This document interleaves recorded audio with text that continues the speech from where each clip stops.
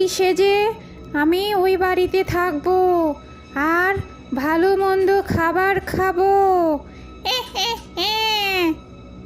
আমাকে ছেড়ে দেন, আমি বাবা মার কাছে যাব, আমাকে ছেড়ে দেন। না, আজ থেকে তুই এই গাছেই বন্দি থাকবি আর আমি তুই সেজে তোর বাড়িতে যাব। ডাইনিটা হাঁটছে আর মনে মনে ভাবছে এখন সে কোন দিকে যাবে। সে তো ছুটকির বাড়ি চিনে না। একটু পরেই রাতুল ছুটকিকে দেখতে পেল, তখন তাকে ডাক দিল। কিরে ছুটকি, ওইদিকে কোথায় যাস? দাঁড়া দাঁড়া, আমি আসতেছি, ওইখানেই দাঁড়া।